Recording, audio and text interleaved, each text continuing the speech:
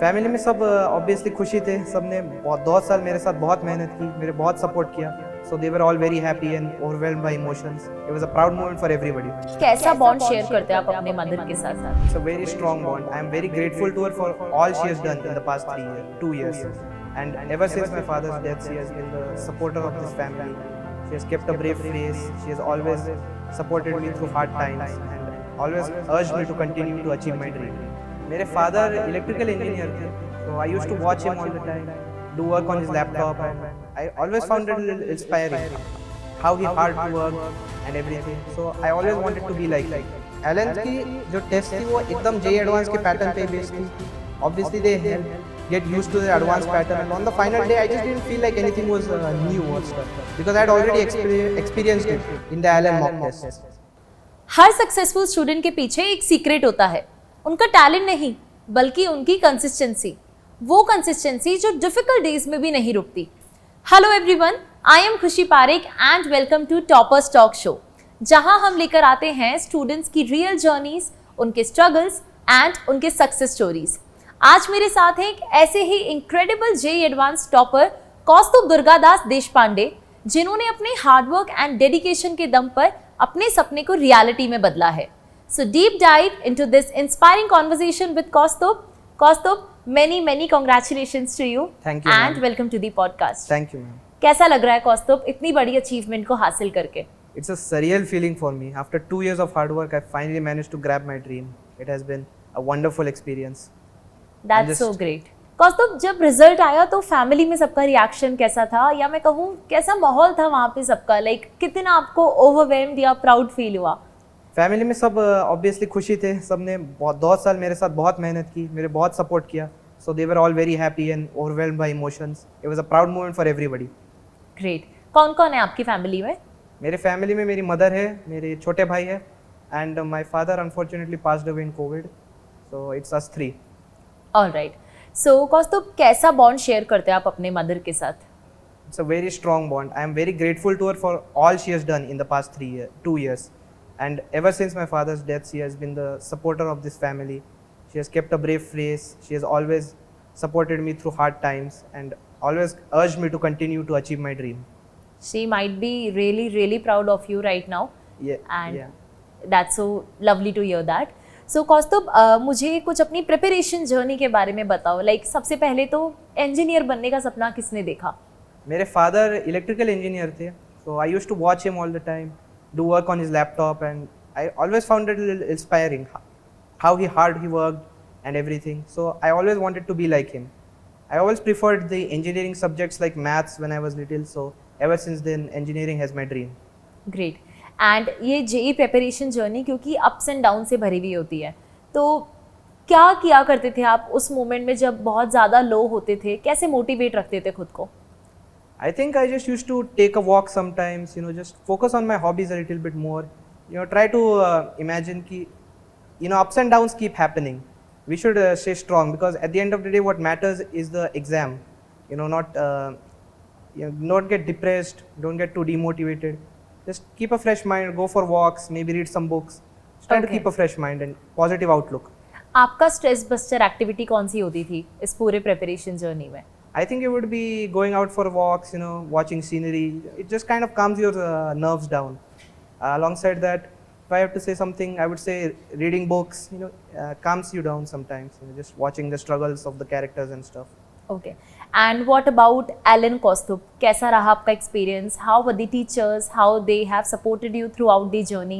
Apart from academics, have they supported you in your non-academic things also, like being a mentor? Yes, all of my Allen teachers, all of the staff, they have really helped support me in these past 2 years of my preparation. They have given me guidance that will definitely go past me in this JEE prep and help me in the college and further life after that.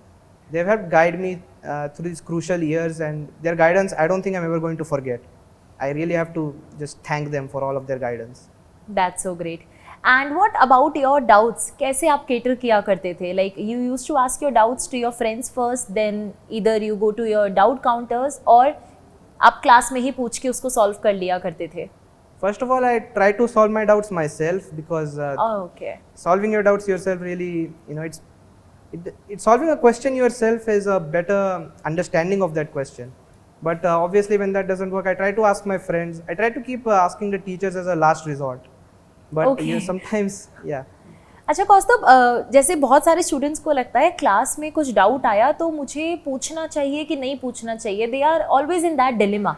तो what would you advise them, like what you used to do, कि class में ही आप doubts पूछते थे, सिली doubts भी, या फिर you used to do it all on yourself? I think I have faced this dilemma myself, obviously, quite a lot of times. I think we should be more open and straightforward towards our teachers. They are there to help us. So sometimes you feel like your doubts are too silly. Asking this is not going to be worth it. But I think more or less it's important to just keep that bonding between student and teacher. Just keep asking them anything. Like they'll answer it, obviously.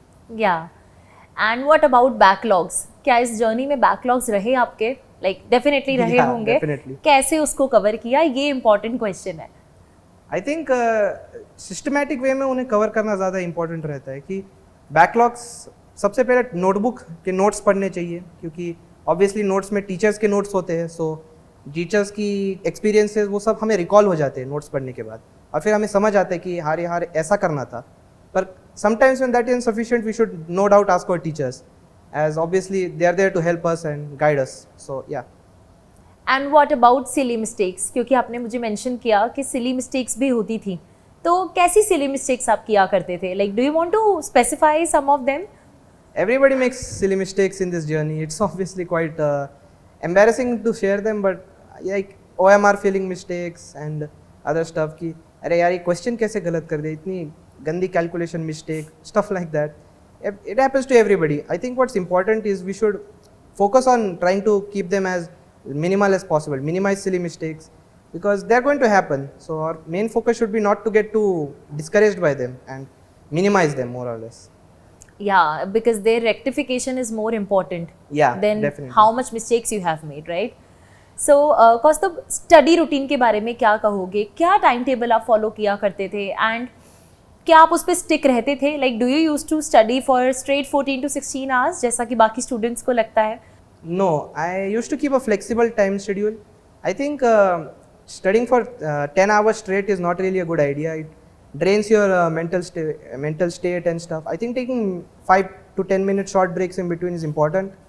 I used to study according to what topics I had at that time. Like, for example, sometimes the topics were tougher, so I used to give them more time, or sometimes if it was easier, then I used to give other subjects more time. I think having a flexible schedule is more important. Alright, तभी आप I think उस पर stick कर पाते हो जब आप अपने फ्लेक्सिबिलिटी के अकॉर्डिंग उसको करते हो तो. Yeah, definitely. Yes. And Kaustubh, what about study materials? Like बहुत सारे स्टूडेंट्स को लगता है कि क्योंकि जेईई एक ऐसा एग्जाम है उसमें जितने रिसोर्सेज हो उतने कम हैं, तो they use to gather everything with them and use to go through all of the study material they have. तो क्या एलन के रिसोर्सेज मोर देन इनफ थे, या फिर आपने भी कुछ एक्स्ट्रा रिसोर्सेज की आपको नीड पड़ी इस जर्नी में? आई थिंक पर्सनली जेई में कितने ज़्यादा क्वेश्चन अटेम्प्ट करें एडवांस के लिए specially, that doesn't matter as much as your conceptual clarity. And for that I think the Allen study material is more than sufficient. It has everything from all the question types that can be asked in JEE exam. I think it's more than sufficient. Extra resources are not really necessary, at least in my case. Okay. And आपकी strategies क्या रही exam को लेकर? Like what all you have gone through, क्या क्या किया आपने जो आप हमारे ऑडियंस को बताना चाहेंगे? I think before the exam, 10 minutes something, 5 to 10 minutes meditation is very important. It helps you get into that zone, that PCM, that is what I need to focus on. It blocks out all other thoughts. यार extra thoughts कुछ नहीं, अब बस physics, chemistry, math उन पे focus करना है. कितना कितना टाइम आप अलॉट किया करते थे इंडिविजुअल सब्जेक्ट्स को? I used to give 30 to 40 minutes for chemistry, and then I used to go to maths. How many questions I can attempt in 1 hour, that I used to attempt. Okay. Then for 50 minutes I used to follow physics. After that, in the last half an hour, I used to check all the mark for review questions, or if there are any questions left, then I used to do them, tough questions, Okay. etc. अच्छा कौस्तुभ, इस पूरी journey में आपने काफ़ी सारे test दिए होंगे, and exam day के पहले तो डेफिनेटली बहुत सारे टेस्ट दिए होंगे. Yeah. तो क्या कभी ऐसा होता था एक टेस्ट में मार्क्स बहुत अच्छे आ गए, दूसरे में भी आ गए, फिर एक मार्क्स में डिप चला गया, तो उस मोमेंट पे आप खुद को कैसे मोटिवेटेड रखते थे? It definitely happens. For JEE exam we give a lot of tests, a lot of marks. 2 test में अच्छे मार्क्स आए, फिर तीसरे में डिप हुआ, ये तो होता ही है. I think in that case you just need to analyze the paper. मेरी mistakes कहाँ हुई इस पेपर में, मैंने इस पेपर में क्या गलत किया जो पिछले 2 में नहीं करा था, and you know just keep yourself motivated. ये मैंने पहले 2 में तो अच्छा किया था, इसमें एक आध बार हो गया, but I'll come back stronger next time and get better marks. You know, you just got to keep yourself motivated in that sense. Okay अच्छा, मेरे पास बहुत सारे क्वेश्चंस हैं भाषा सारे स्टूडेंट्स को लेकर, तो I am gonna ask them again and again. Notes कैसे बनाते थे आप? लाइक एक आइडियल नोट्स बनाने का क्या कोई तरीका होता है जो टॉपर स्टूडेंट फॉलो करते हैं? मैं नोट्स मतलब I don't think I used to pay. I think notes should be made with clarity. या it's more of like I think जैसा आपको समझ आए वैसे आप नोट्स बनाओ. There is no ideal way, right? No, I think it depends on the sensibilities of the students. I think the main importance is that we should mark important points. I think that's what I used to follow, and yeah, has it helped you in main exams like notes से brushing करना? definitely, because our notes contains all our teachings of our teachers. Just reading the notes helps you recall those moments in class, what they were explaining, and I think it definitely helped me in the finals more than anything else. All right, coming to your exam day thing, क्या thought था जब आप exam centre में जा रहे थे? Like was there any anxiety और मैं कहूँ नर्वसनेस थी या एक्साइटमेंट ज़्यादा थी? No, I think I was fully calm during the exam because I had prepped this in my mind. This is just another mock test.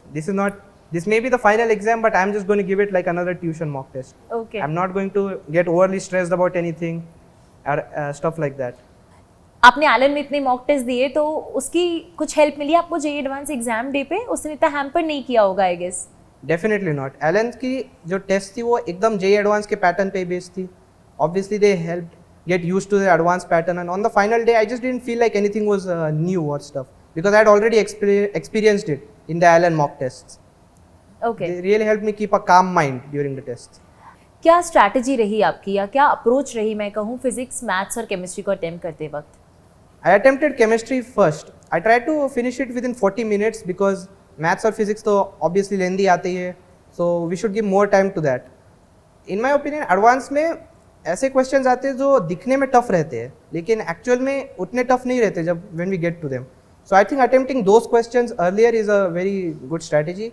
और कुछ questions होते ही है जो होते ही है tough, उनको last के लिए बचा के रखना चाहिए या फिर छोड़ ही देना चाहिए. मतलब उसमें टाइम बर्बाद नहीं करना चाहिए.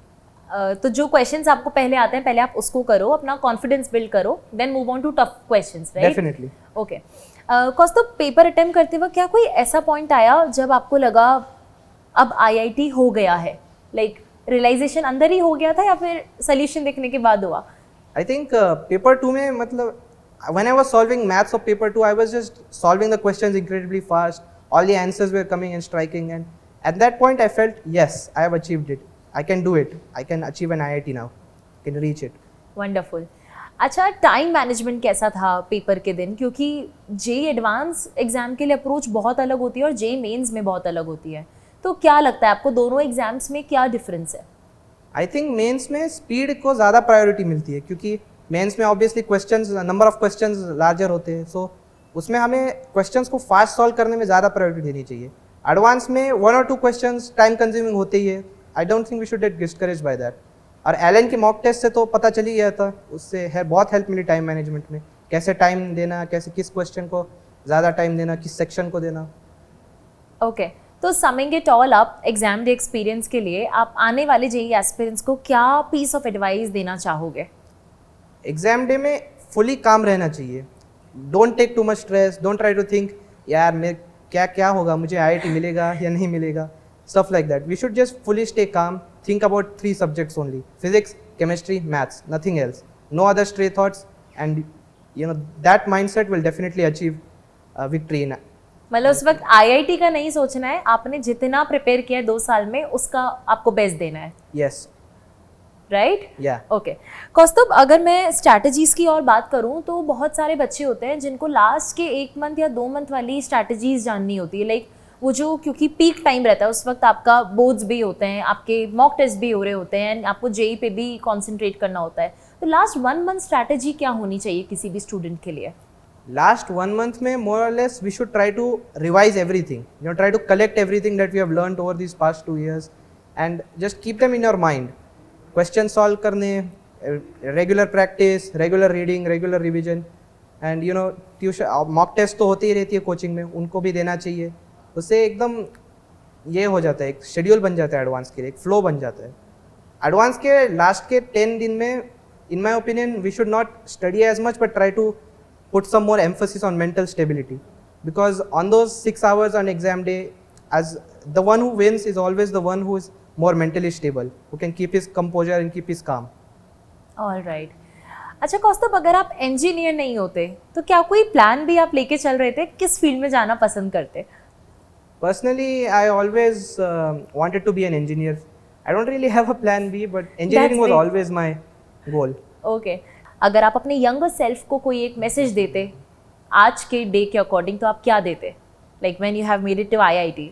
मुझे अगर मेरे यंगर सेल्फ को एक मैसेज देना है तो मैं वही बोलूँगा, be more confident, don't lose hope, keep dreaming, because जो सपना है वो हार्डवर्क के साथ अचीव हो ही जाएगा, डेडिकेशन के साथ।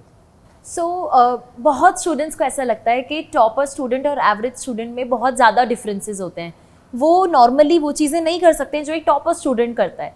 तो do you feel the same? क्या मेजर डिफरेंस है टॉपर और एवरेज स्टूडेंट में? आई थिंक टॉपर और एवरेज स्टूडेंट में मेजर डिफरेंस माइंडसेट का ही रहता है। ऐसा नहीं कि टॉपर्स को थॉट्स नहीं आते कि I can't clear IIT, may be what will happen of me, but I think the main difference is average students जो होते हैं वो उसे ही ये समझ के चलते हैं कि I just can't clear IIT, I can't do this, I can't do that, I am just average. Toppers continue despite that, वो परसिवियर करते रहते हैं कि मुझे IIT चाहिए ही।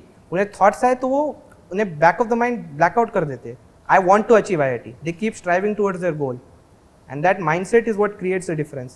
Ultimately, there are no different strategies between those two groups. Okay, so positive mindset is the key to success. Yes. Right? Okay. So कौस्तुभ, अभी last question ये है कि आने वाले JEE एस्पिरेंट्स को अगर एक लाइन डेडिकेट करनी हो आपके एक्सपीरियंस के अकॉर्डिंग, तो आप क्या बोलोगे उन्हें? All I want to say is, ऐसा पेपर ऐसे प्रिपरेशन करो कि 2 साल बाद वो रिग्रेट ना हो कि यार मैं और अच्छा कर सकता था, मैं थोड़ा सा अच्छा कर जाता तो मुझे कॉलेज अच्छा मिल जाता। वैसी कोई रिग्रेट ना हो, ऐसी प्रिपरेशन करनी चाहिए। No regret should be your motto. Wonderful Kaustubh, so thank you so much for sharing such detail insights with us, and I am so sure सारे स्टूडेंट्स को डेफिनेटली बहुत जेन्युइन इंसाइट्स मिले होंगे और उसे वो ज़रूर अपनी प्रिपरेशन में इम्प्लीमेंट करेंगे। Thank you so much again for joining us and sharing your journey with us. Thank you. So students, I hope आपको इन सबसे बहुत डिटेल इंसाइट्स मिली होंगी and it is going to help you for sure in your JEE preparation. And उम्मीद है एक और नए student के साथ, एक और सक्सेस स्टोरी के साथ हम जल्दी आपके लिए एक और वीडियो लेकर आएंगे। Thank you.